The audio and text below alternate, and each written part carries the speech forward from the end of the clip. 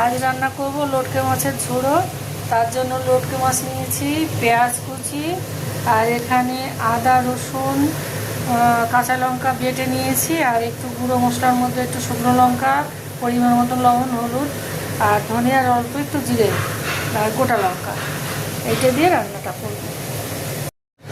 কড়াই তেল দিয়ে দিয়েছি, তেল গরম হয়ে গেছে। প্রথমে পেঁয়াজটা দেবো, পেঁয়াজটা একটু ভেজে তারপরে মশলাগুলো দেবো। পেঁয়াজটা একটু ভাজা ভাজা হয়েছে এবং মশলাগুলো সব একবারে দিয়ে দিয়েছি। এবার একটু একটু নাড়াচাড়া করে মাছ দিয়ে দেবো। মশলাটা একটু ভাজা ভাজা হয়ে গেছে, এবার মাছগুলো দিয়ে দেবো।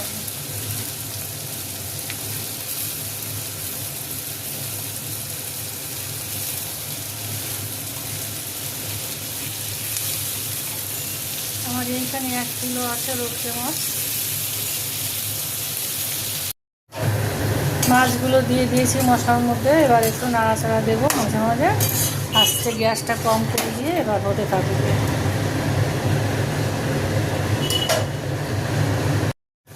দেখো কত জল গলেছে। এইটা আস্তে আস্তে গ্যাসটা কম করে দিয়ে দিয়ে নেড়ে নেড়ে জলটাকে টানাতে হবে, একদম শুকনো করে ফেলতে হবে। আমার লটকে মাছের ঝোড়া হয়ে গেছে, দেখো একদম শুকনো হয়ে গেছে।